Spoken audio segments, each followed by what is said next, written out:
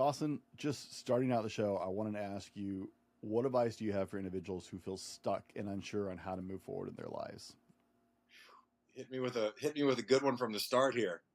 Well, It's we got to make sure people want to listen, right? Yeah, I'll tell you, and there's so many directions I can take that because I'm still that individual to a degree, today because there's still a lot I want to do, and I can feel stuck at times, and I was certainly that individual for many decades. I think the biggest thing is that we have more of the answers inside of us than we realize. And it's a matter of taking some time and figuring out how to sit quietly with ourselves to hear those answers, number one. And secondly, to demonstrate the strength and the resolve to pursue those answers once we see them. All right. Here's the $1 million question. How do men like us reach our full potential, growing to the men we dream of becoming while taking care of our responsibilities, working, living, being good husbands, fathers, and still take care of ourselves? Well, that's the big question, and in this podcast, we'll help you with those answers and more. My name is Brent, and welcome to the Fallible Man Podcast. Welcome to the Fallible Man Podcast, your home for all things man, husband, and father. Big shout out to Fallible Nation. That's our longtime listeners, and a warm welcome to our first-time listeners. We know there's a lot competing for your attention, so from the bottom of my heart, thanks for giving us a chance today. I hope you enjoy the show. My name is Brent. Today, my guest is six-time world record holding endurance and adventure athlete and founder of the Dawson's Creek Foundation, Matt Dawson. Dawson, welcome to the show. Hey, Brent, I appreciate you having me on. And sorry to do it to you. One small correction, and we get this all the time, but the organization is Dawson's Peak, Peak Foundation. Oh, my Yeah. goodness. I'm sorry. I read that so wrong. All right, guys, we know this is why we call it the Fallible Man, because I'm Hey, going to listen, blow up. obviously that's where the name came from, was a play on Dawson's Creek. And listen, it happens all the time. So no problem at all. See, that's like I said, it's Fallible Man. I just put it out there right from the start Yeah. so people know I'm going You to got to screw it set up. the stage. You got to set that tempo. Usually it's the name. Usually I Yeah. just blow someone's name entirely. Your Yeah. name's just too simple. That's, straightforward. So, guys, Dawson is a six-time world record endurance athlete and adventure athlete. So we have a trivia question, not for him, for you guys to mull over during the course of this show. I want to throw this out there. Now, Matt and his partner rowed across the Atlantic Ocean, some 3,084 miles, if I read that correctly. Yep. That's crazy. Just like, I'm not sure if you're brilliant or mad, honestly. Like, that just terrifies me. But guys, here's the question. How long do you think it took Dawson and his partner to get across the ocean? Did it take A, 2 weeks, B, 53 days, C, 1 month, or D, 61 days? You guys think about that, mull it over while we get into the rest of this, and we'll come back at the end and see if you guessed right on Matt's record. See, I told you I'm going to keep just going back and forth and back and forth. Well, I think I've got some insights, and I've got my opinion on that question. I've got where my guess is, but we'll see if I'm right at the end of the show. Dawson, in your own words today, not what you do, not the whole world you've created. In your words today, who is Matt Dawson? Man, I'm telling you, you're starting with these strong questions first thing in the morning here. It's Matt Dawson to refer to myself in the third person is very much a work in progress. I think more than anything, it's he's someone that has finally started to figure out the direction of his life and to understand what he wants his life to be about and the impact that he wants to have on others, but still figuring out how to do that, most effectively. And I think that's the kind of the easiest way to put it. Okay. I told you, I like to hit those questions that just like, it's like, oh, okay. It made me think. Yeah. I just do it to make people talk about themselves in the third person because I know how it's very uncomfortable. Yeah. But truth be said, I'm glad that's uncomfortable for you because I've met a lot of people that are very comfortable with that. Yeah. And it's like, Dude, listen, I'm telling you, the records are the easiest part. It's getting out there, and the self promotion is the difficult part, of all this stuff. But it's like with what you're doing with your podcast and with everything that you're building, is I think you're a great representation of it as well. Is it's not about us as individuals and personal glorification. It's about how we can take this stuff and apply it to help elevate others and be of greater service to others, and to live that purpose, with the impact that you're having on others. And that's what I continuously have to remind myself, as we go through this stuff. Well, it's entertaining because I talk to a lot of people, but I find a lot of men who they want to impact the world in a big way. They want to stretch and grow and encourage others, are generally some of the worst self promoters out there. Like, it's just, they want to do their thing, man. And they want other people to be elevated by that. But then you're like, well, you got to talk about it. And they're like, do I though? Like, how about you talk it? I'll just do the thing. You talk. Yeah, Right? I'm sure you've heard it. Is that I think there's kind of two schools of thought. Is if you got it, flaunt it, and if you got it, you don't have to flaunt it. And that's very much the approach that I have. Is I'd rather just do my thing, and if you need to hear about it, you'll hear about it. If you need to know who I am, you'll know who I am. And it just the self promotion, especially today, with all the social media and this and that, it's just very important to me as an individual and also to us as an organization that we're doing the right things in the right ways, for the right reasons. And, to really, to make sure we're authentic, to who I am, to who we are, to our messaging. But it's something that's at the forefront, of our messaging. I love it. Matt, we're going to jump into the speed round. This is purely just for fun. Guys, if you don't enjoy this part, I'll have timestamps below. But I like to kind of get a feel for the people behind who we're talking to above just we're going to talk about this. Okay. So here's speed round. I got like 5 questions for you. Ready? I'm ready. Orange juice, pulp, some pulp, no pulp. Oh, a lot of pulp. Okay. What purchase of $100 or less have you made in the last year that's had the biggest impact on your life? A little ninja bullet for grinding up shakes in the morning after Ooh, work. I have one of those. I love that. Batman or Superman? Oh man, bat. Is cereal soup? Cereal soup? No, because I ate soup and I like cereal. Weapon of choice in the zombie apocalypse? Baseball bat. All right. Hey, see, speed round's easy. It's funny because like all men have thought of these questions. Like almost every single man in the world, I will bet on it, have thought of almost every one of these answers. And like Batman and Superman is like hard camp. Like people are like either one or the other. It's so funny to me. On a percentage basis, where do you think more people fall on that one? Is it pretty clear delineation of like, is there pretty evenly split, or is there kind of more in one camp than another?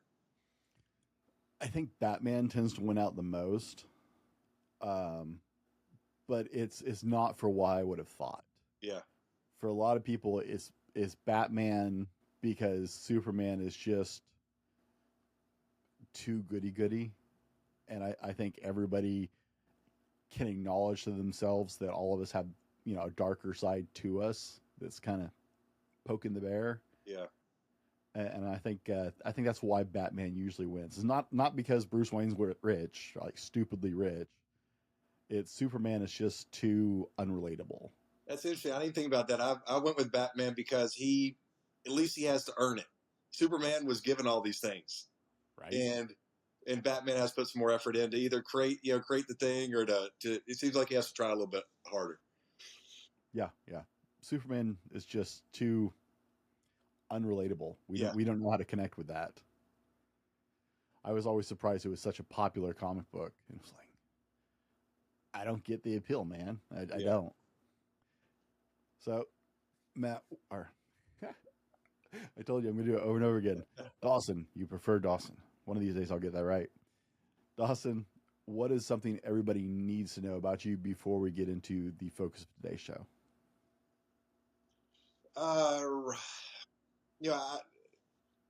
I think more than anything is that, communicating the message, that I am for our organization, Dawson Speak Foundation, is that, I don't have all the answers. And just like the name of this podcast is I'm as fallible, as the next man. And, the reason that I'm sharing what I've learned, across all the things, that I've done, is just that I see the positive impact it's had on my life.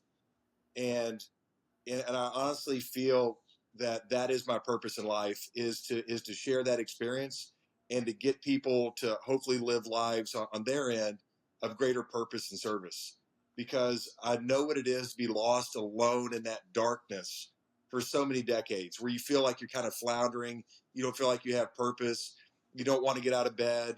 It's whether you're buying something or going somewhere or with people or whatever, nothing ever feels like it's fulfilling that hole inside of you. And and finally kind of getting through that place into a better place, is I want to share that message to help people avoid that, and hopefully help in some small way. A large retail store just canceled a huge order, leaving us with a ton of extra My Pillows. But you know what? That's their loss. I'm going to make it your gain. For the first time ever, you get standard classic My Pillows for wholesale prices, only $14.88. I can't believe I'm even saying that. Only $14.88. But it gets even better. For a limited time, I'm going to offer my entire classic collection at wholesale prices. Upgrade to a queen size My Pillow for just $18.88. King size only $1 more. Get my body pillows for $29.88 and multi-use My Pillows for only $9.88. So go to mypillow.com or call the number on the screen. Use your promo code to take advantage of wholesale pricing for the first time ever on TV, including my standard size My Pillow, only $14.88. They've never been offered this low before. We have limited quantities at this price, so limit's going to be 10, and once they're gone, they're gone. Hey guys, we've been getting to know Dawson just a little bit, taking a peek behind the hood in our kind of fashion, even with my silly questions. In this part of the show, we're going to dive into Dawson's philosophies on why men should get physical. And when we say physical, we're not talking about going to a box gym necessarily, but we're going to get into that. But before we dive down that rabbit hole, Dawson, we kind of got to start with some, a little, what's the right word? This is what happens when I get totally off script. We got to start with a perspective point. How do you go from the corporate world to endurance adventure athlete? Yeah, it's more than anything, it's a shift in mindset. Is that there are a lot of similarities there. Is that I was doing corporate investment banking for about 15 years before I made the switch. I was focusing on mergers and acquisitions, selling companies between about 50 million and 250 million dollars. Working 80 to 100 hours a week. And it took a big commitment. There are big things at stake. When you're doing stuff like that, is that a lot of the people that we worked with were entrepreneurs that had started these companies and run them for 50 years. Their family have had them for 100 years, whatever. So there's a lot at stake where you can't mess these things up. And so when I transitioned to the endurance, I took a lot of that mindset into it, where it's that a lot of hours, a lot of dedication, a lot of attention to detail, things like that. But the biggest thing was looking for that greater sense of purpose and fulfillment. Is no matter what I was doing with the banking, I was making a good living and living a nice lifestyle, but there was this sense of emptiness inside of me. And no matter what I did or the trips I took or the people I was with or whatever, it just this emptiness would just continue to grow, and I didn't understand how to deal with it or how to get past it or whatever. And once I finally understood kind of my purpose in the world of trying to help people live with a greater sense of purpose and to be of service, all the adventure and endurance stuff, it's simply a vehicle to facilitate a greater conversation about those topics. It's not an end all be all. Like, I'm not out there climbing a mountain just to climb a mountain. It's to get people to understand what we're capable of, that we're all capable of more, and like I said, really just to facilitate greater conversations on these topics. Okay, it's amazing. After several years of doing this, I've talked to a lot of guests, and I hear this resounding commonality of, I was doing this and like I just didn't feel fulfilled. Like I was doing what I was meant to do, like I was reaching my purpose. Over and over again, I just hear this from men who made these radical shifts and are much happier and better off. So from that position, do you feel like you are more fulfilled now and a better position for you? Uh, in terms of position financially, certainly not. To be totally honest with you, it has not been a wise financial decision. But as an individual, and I think that's a great term that you use, fulfilled. Is I've never been more fulfilled in my life. Is when when you're getting up every day and you know what you're doing and why you're doing it, and you really have a purpose behind your purpose and pursuing your purpose. Is that's it, kind of once you're on that path, it makes everything worth it. And that's not to say that every day I'm excited about going out and training for 3 to 6 hours, because there are plenty of times I'd rather be doing anything else in the world than going out and climbing another mountain today, because it's the last thing in the world I want to do. But it's like you can take yourself out of that smaller focus and kind of sit back at that 20,000 foot view and say, hey, this is all part of a greater mission that I'm on. And there's nothing that feels quite like it. Would you trade the financial security of your old life for the way you feel now? No. Go back to it.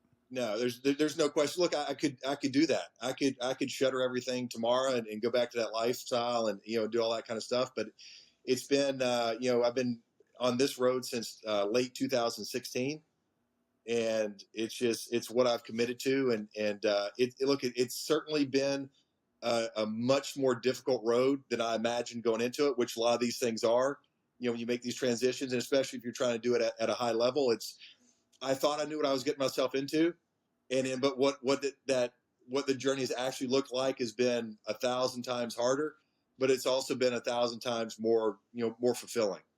And it's like having a chance to come on and meet guys like yourself, and just and hear and see the impact that we've been having on people firsthand, with people that have been supporting us and working with Gary Sneed's Foundation, Hope for the Warriors.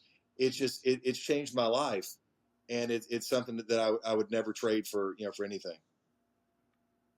And also, when we talk about getting physical, right? I'm a big advocate for. I think men need to exercise just for our mental health benefits, right?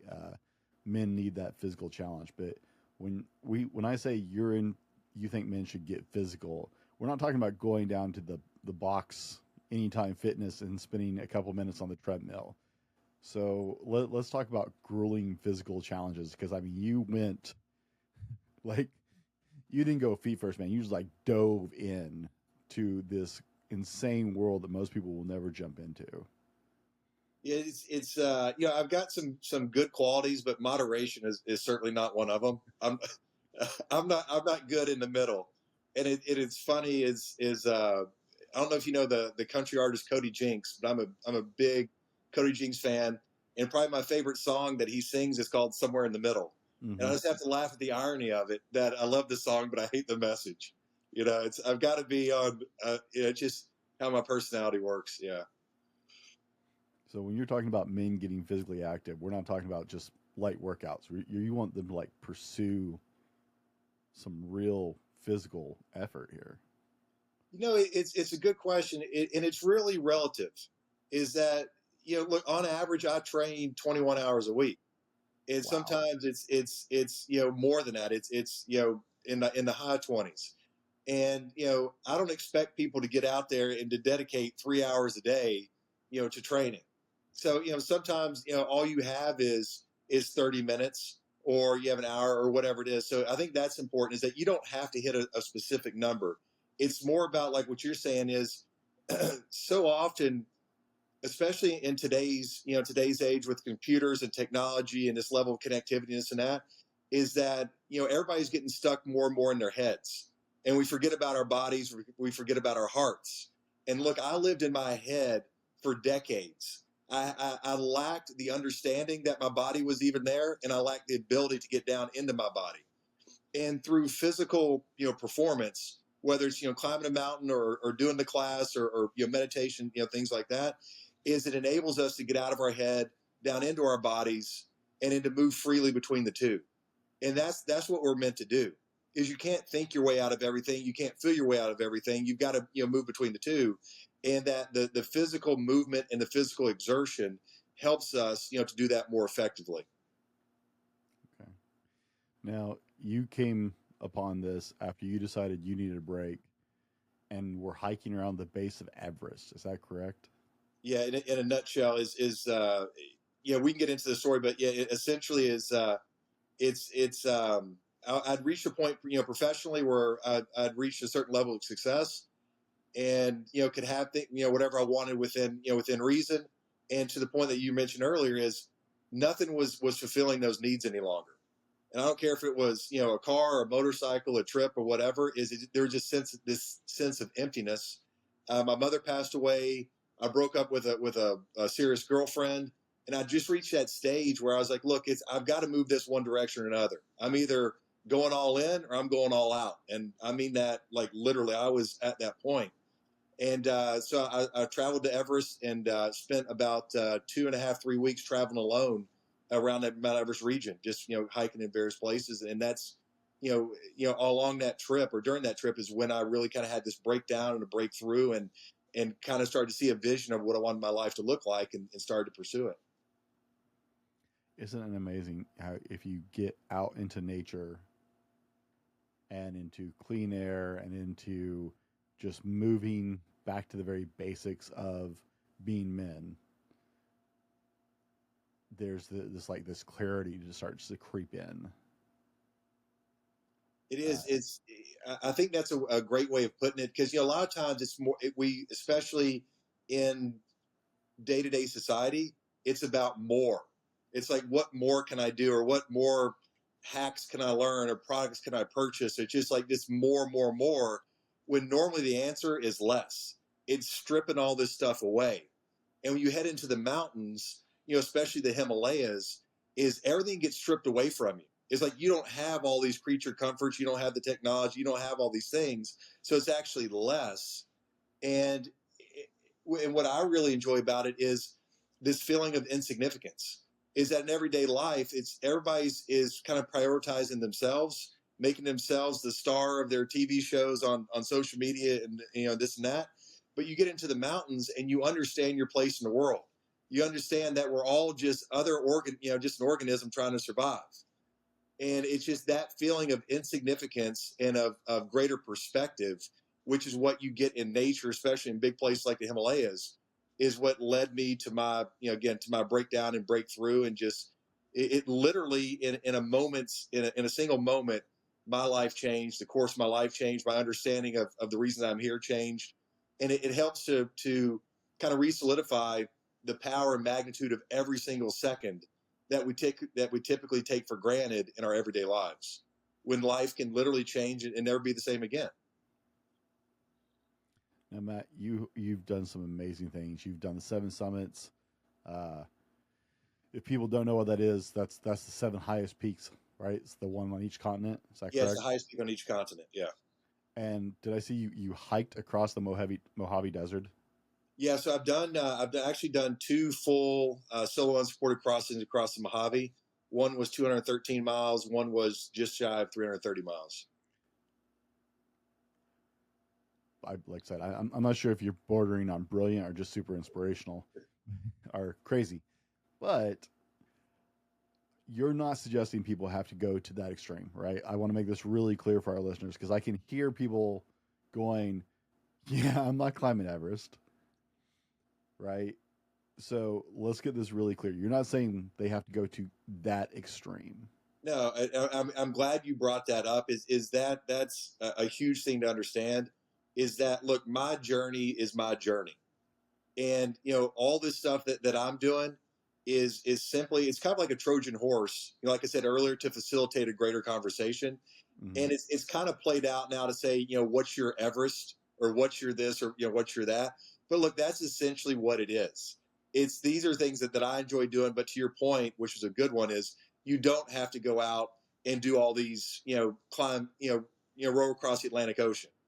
It's, we all have things that are relative in our lives that create, consternation inside of us, or that we're concerned about, or that we're hesitant to face, or that we're, think that are bigger than we are. That's all it is that it's, you find what's relative in your life, and you start, kind of knocking these things off. So, guys, that might be that you need to join that gym finally, or actually fully commit and make that a solid habit where it's not like a one off here and there, right? Exactly. You know, Yeah. gyms actually count on those people who join in January and are locked in for a year or two and never actually show up. Oh, You that's guys a are the, yeah, you that's a guys are the huge part of best. their business. Yeah. They love you because you don't break their equipment and you just keep giving them money. So maybe it's time you get serious about that. Maybe like my friend Colin Man OCR, you get into Spartan races or Tough Mudders or something like that because it takes you out of your comfort zone. That's what I did. I got into the corporate world and spent all this time at a desk. And I saw this picture on my friend's computer of him and his daughter doing this thing. I'm like, what is that? And like that sparked a whole new stretch in my life. It's like, yes, I got to get out and do something physical. I'm tired Yeah. of being stuck in a cubicle. Well, you know, So it's let's say, sorry, I lost my train of thought there. It's before I started all this stuff. Is I could not, and I'm being serious when I say this. I couldn't find Everest on a map. Like I knew basically where it was. I'm like, it's over there in that area, like in that. I could like circle it, but I had no idea. And the thought of rowing an ocean or climbing a mountain, it sounded terrible. I was like, why in the hell would anybody go do that? It's these are for crazy people. I had zero interest, like literally zero interest in it.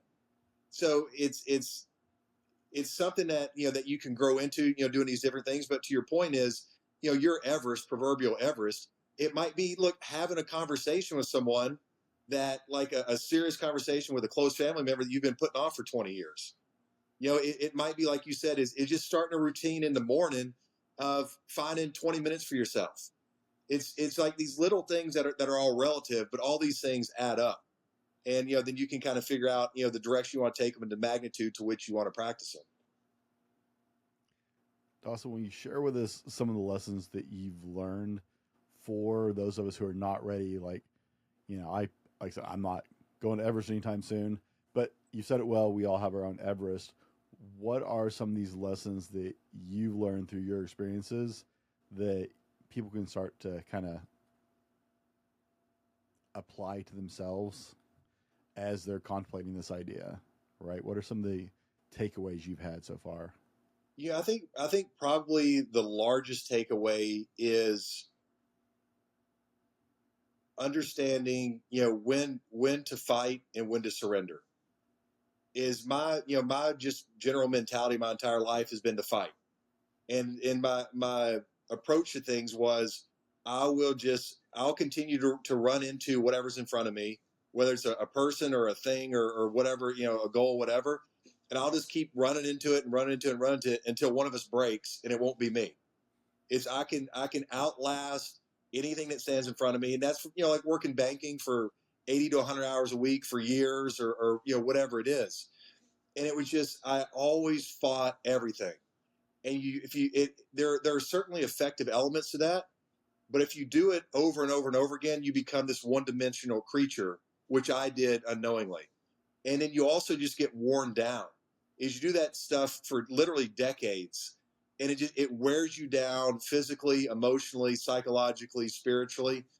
And through forming Dawson Peak Foundation, setting all the records and doing all this kind of stuff, is I came to understand that the greatest sense of strength that I was able to find actually came in surrender, which is you wouldn't think of. You think of, oh, you got to be this big tough guy or tough woman and go out and do this and that.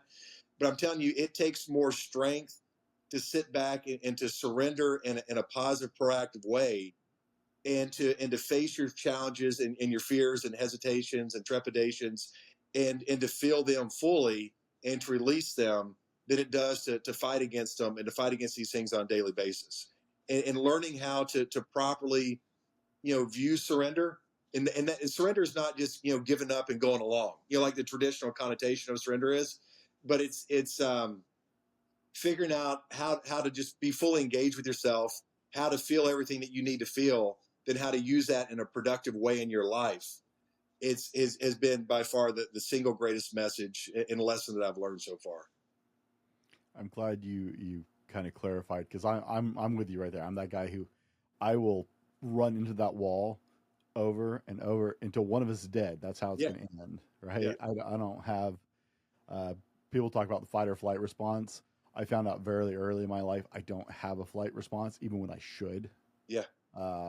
And so I will beat myself to death over it. So I'm glad you clarified, because the idea of surrender, that just But exactly, that's the unnerving. thing is, I can see it in your face, and I thought the same thing too. When I started thinking about it, it's like you hear surrender and you think about World War I, World War II, or like you think about this traditional connotation of it, but really what it is it's when you're sitting there facing a challenge or a fear, right, and you're just running into it continuously, is you can only deal with that in a certain element for a certain period of time. But when you surrender, you're not surrendering to it, you're surrendering into it, which means that you're allowing your fears and hesitations and trepidations to move into you, but yet you remain unmoved. So you don't try to avoid them in any way. You feel them to their absolute fullest extent. But the most important part of it is you allow yourself to release them as well.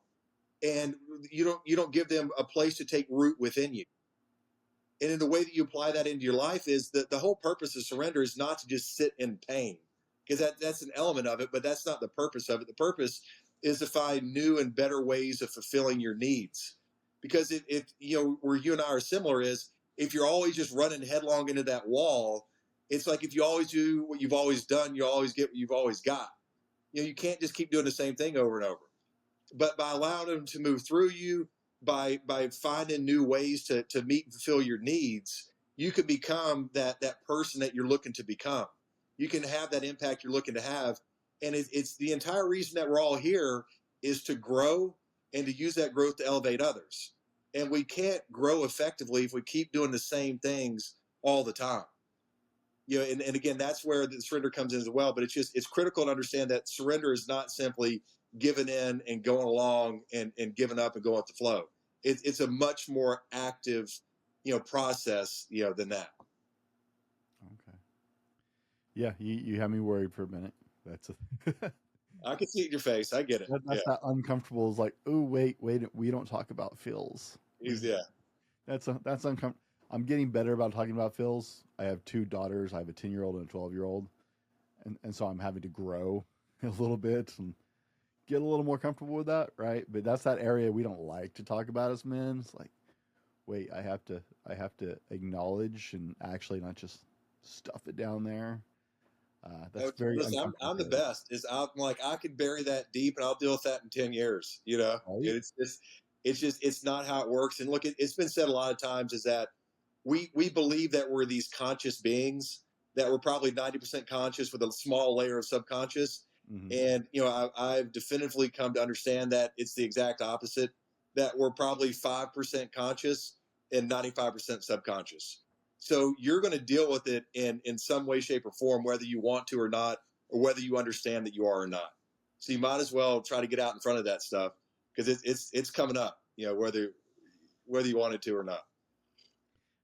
Dawson, I want to switch gears a little bit. I saw something on your website, and as I was getting ready for the show, about the concept of duty and capacity. And to me, we've been talking about getting more physical and facing some of those challenges, our Everest, whether that's those conversations are actually, physical. We've talked about strength and surrender. Now, that adds capacity to what you're capable of. How does duty come into that? Yeah, I think far too often in this day is we're focused on capacity. It's about, how can I do more? How can I, be more, and all these like hacks and tips and tricks and, all this kind of stuff. And it's, capacity is about ourselves, but, our lives are about more than ourselves. At least they should be. And that's where the concept of duty comes in, is because the way that I look at it is every single thing that we do in this world, good or bad, right or wrong, public or private, whether I'm doing it on the street corner and whether I'm doing it at home behind a locked door, it's going to eventually impact everyone else in some way, because it makes me who I am, and you can't hide who you are. As much as we want to believe we can't. So that's where duty comes in. Duty is the role that we play in the lives of others.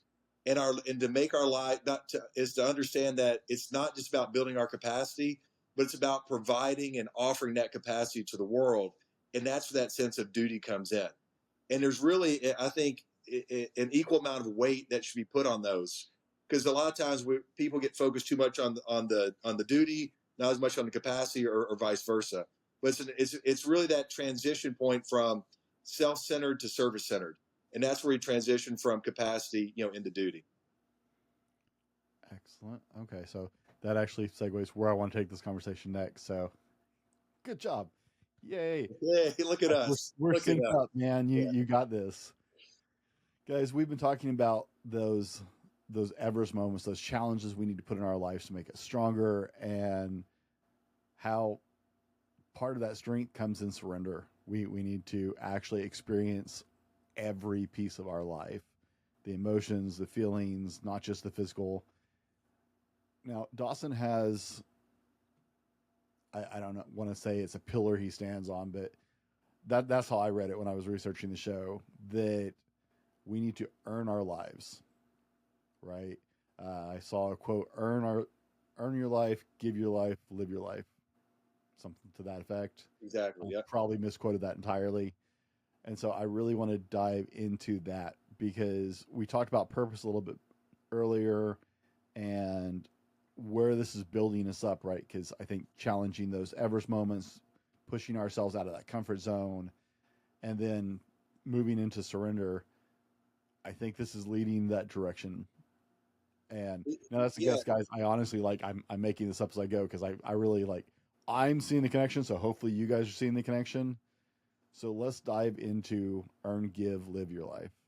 No, you said that well, and we came up with earn, give, live as a way to, how can we really kind of scale down or pare down our messaging and what we're doing as an organization and what I'm doing, as an individual, to the most basic elements of the message.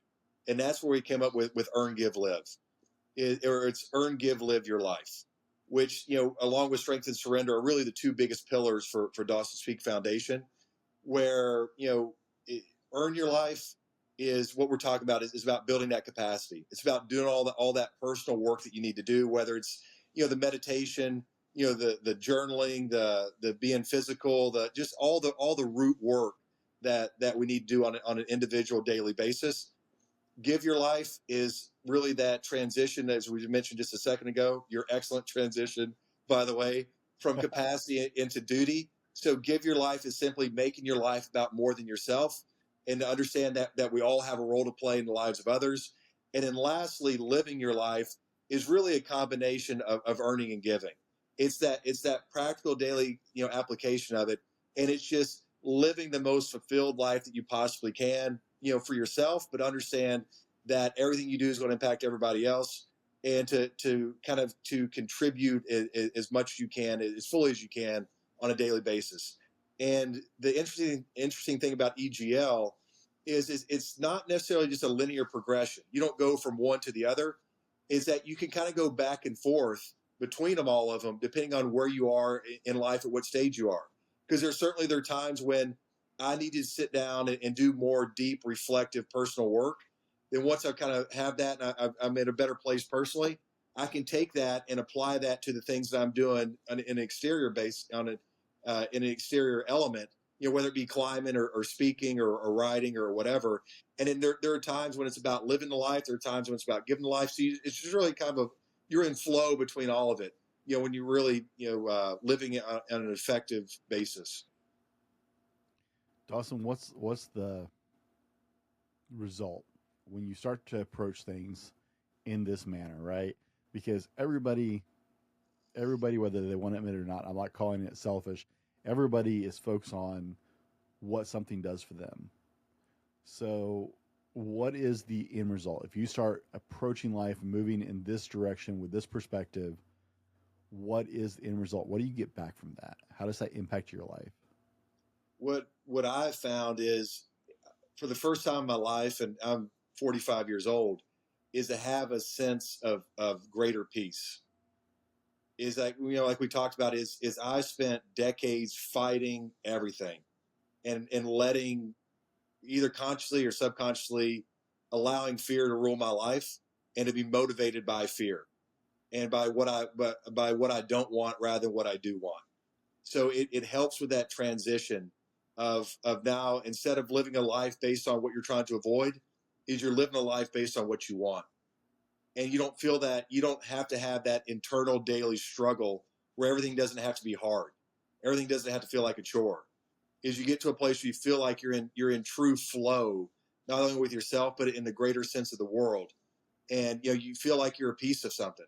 Because I think, far too often, especially, I keep saying this, but especially today with the proliferation of technology and social media, is we're more connected than we've ever been, but I think we're more isolated than we've ever been. And this really just helps you to feel truly reconnected with everyone else and everything else kind of in that flow. And it helps you to just be able to breathe, just to sit back and to actually take a deep breath and open your chest up and to open your body up and to sit back and just, it's just a tremendous feeling of peace and connection. Sorry, I'm soaking that in. It's just, there's so much value in that. Yeah, I'm in my studio. I'll be in here probably 12 to 14 hours a day. Like, I live, as much as I love doing this, I live in my studio. I'm here 12 hours a day to 14 hours a day, usually 6 to 7 days a week. Yeah. I have to intentionally get really intentional about spending time with my wife and my kids and making sure I'm doing those things, because it's just easy for me to stay in here heads down. The concept of having peace from it and being able to breathe deeply.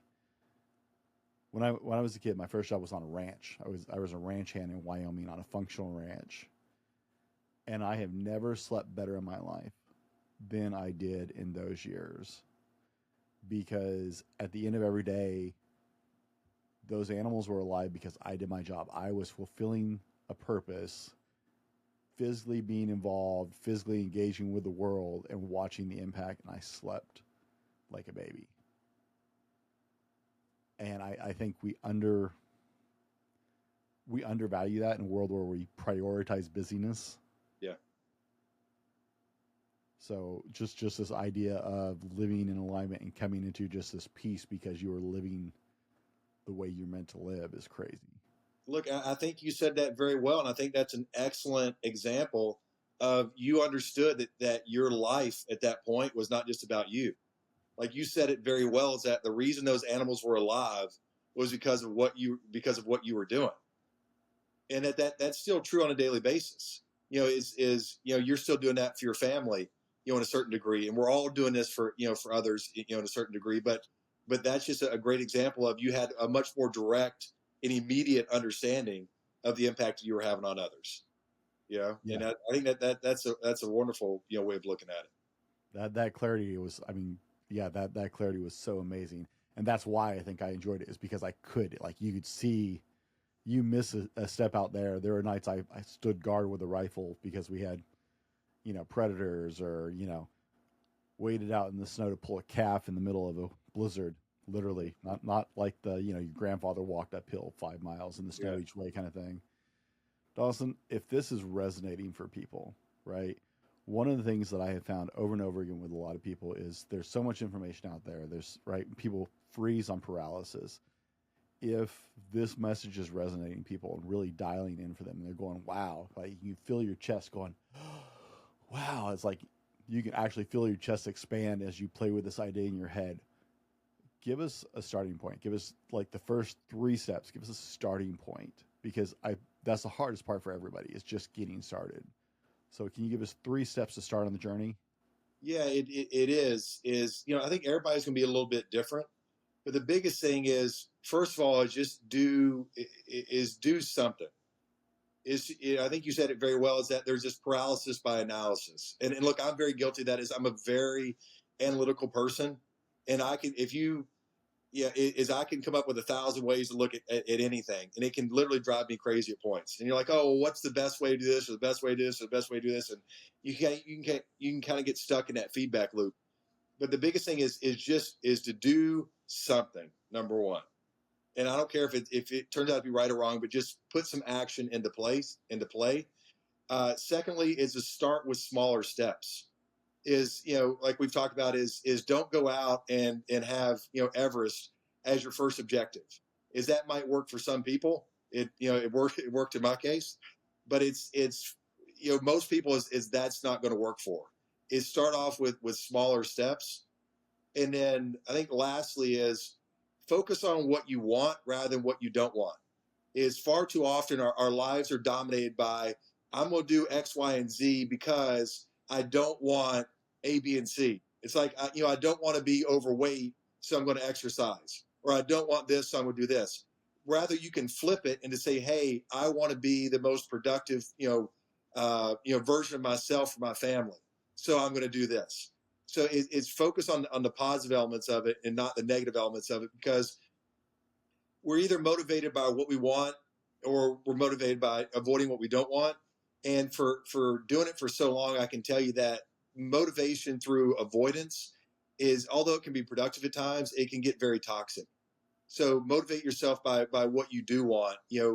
Take small steps to get started, and then just do something. I think are probably the three easiest and best first steps for most people. Okay.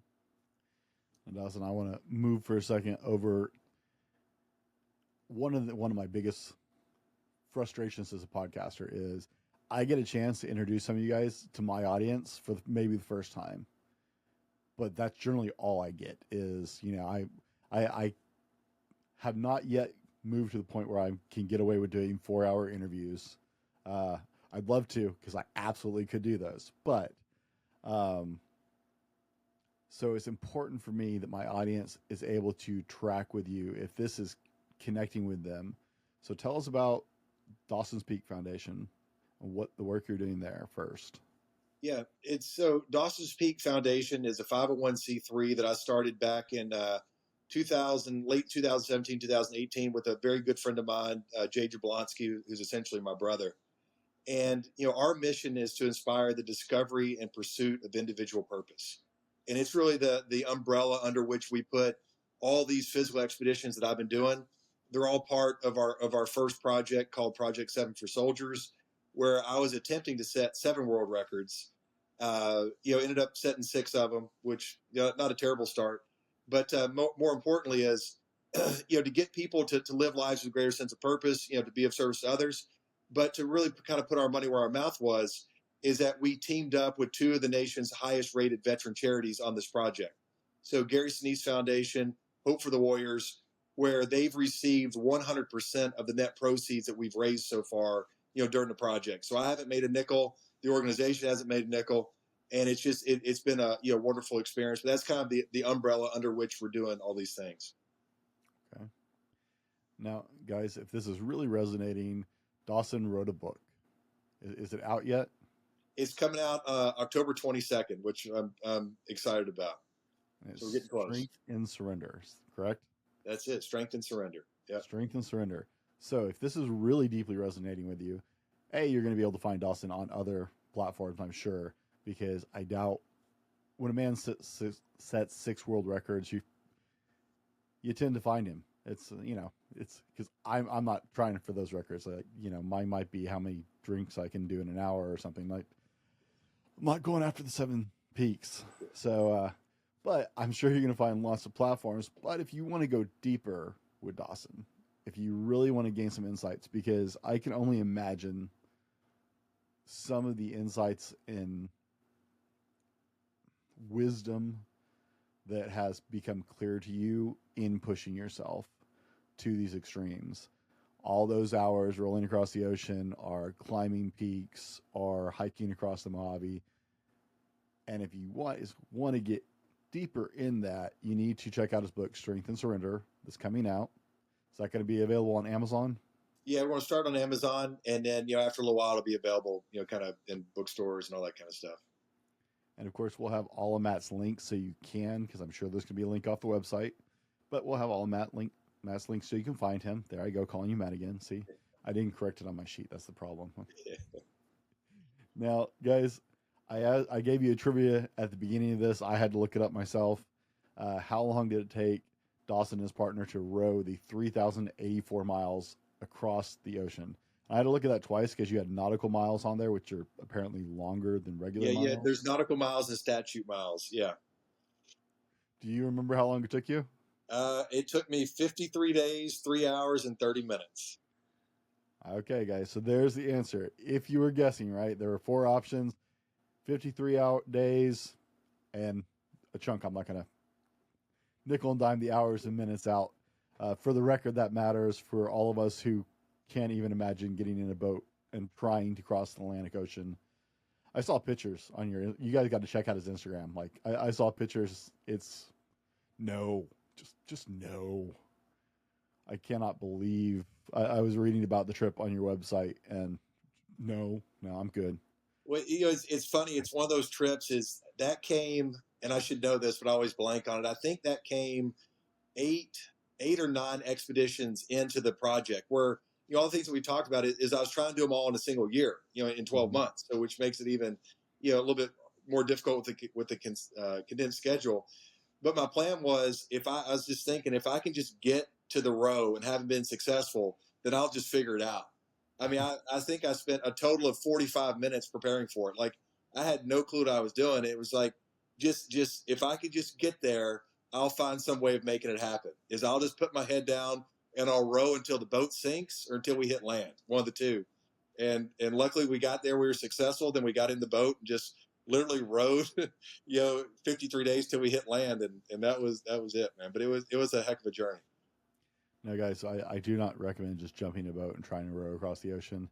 Dawson and his crew did definitely put together some work. I heard you had some problems with the water system for clean water, which added to that. Yeah, So it was unprepared.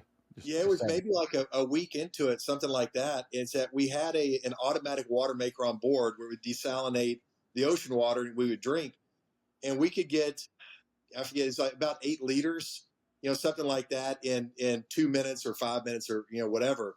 And in one day, about a weekend, it just pooped out, and we had no water whatsoever. And the backup was a hand pump that was strapped to a big board that you'd put over your lap, and we dragged 2 hoses behind the boat. So what took us 5 minutes would now take us literally 3 hours to get the water that we needed. So that means we were each rowing 12 hours a day, and you can't stop that. So now it's like whenever we both had a break, we're sitting there pumping this thing like literally a hand pump back and forth. I mean, it looks kind of like a weird bicycle pump for 3 hours, and we did that for nearly you can read the book and see how long we did it. We did that for a while, and finally we figured out that there was about a $3 part that had busted on us, and luckily we had a replacement and could get that fixed. But man, it made a difficult experience just damn near miserable. Like it was bad. Wow. And so those stories are going to be in the book as well. Yeah, listen, everything's in there. Is that just quickly on that is, this is my first book, and I've just spent literally a year putting this thing together. And it's not just about, hey, I climbed a mountain, it was this cold and it was this high and the wind was blowing this hard, and because all that stuff's been said a million times, and there's absolutely nothing wrong with it. But I wanted to really to create a different experience, for people. So in that, it's as raw and honest as I can be. There's art that was created just for it, that you like, this real kind of inky contemporary emotional art. My personal journals are in there, so you can see like exactly what I was thinking, which I never planned on sharing those with anybody, but they're in there. And it just all about the my personal transformation, my personal journey, all the stats and figures and statistics, but just lessons that we can all apply. My personal meditations I use on a daily basis. And then finally, a section about, to the point you asked, which was a very good one earlier, about how can we apply this to our lives to really put these things institute these things into actionable items. Those sections are in there as well. So I really wanted to create a real one-off experience and approach this from a different way than really has been done before in this space. And hopefully we've done that. I look forward to reading it. It will come my way. I love, I haven't read the book yet, but I love to go back. Like after I get to do this with people and talk to people, I'm like, man, I want to read the book now. because we hedged into this much of the story, guys. Dawson and I have scratched the surface of what is to come, and I get more than you guys do because I do the research before the show. But I'm excited for this book to come out. I think it's going to be really great. Dawson, if our audience heard nothing else today, what is the one thing you want them to take away? It doesn't have to even revolve around the show. Right. Use the platform. You're talking to 74% men or 76% men and some women. What do you want people to hear today? I want people to understand that there is a different way. Is that there's a way that we can live our lives to gain a sense of peace that we're all looking for. And that's done through connecting with ourselves and making our lives about more than ourselves. But also it's about setting a standard and hard work. Is that we can't allow ourselves to kind of act based on how we feel. And we need to take our lives more seriously. And I think especially today is that we're kind of getting distracted and we don't have that level of seriousness and resolve that we're meant to have. So it's gaining a greater sense of peace, but with the understanding about the seriousness and resolve that are required, then applying that to be of service to others is I think the reason that we're here. And to kind of keep that in the forefront of our minds as we're going through our lives. Guys, I can't top that. So for Dawson and myself, thanks for hanging out with us today. Be better tomorrow because of what you do today, and we'll see you on the next one. This has been the Fallible Man Podcast, your home for everything man, husband, and father. Be sure to subscribe so you don't miss a show. Head over to www.thefallibleman.com for more content and get your own Fallible Man gear.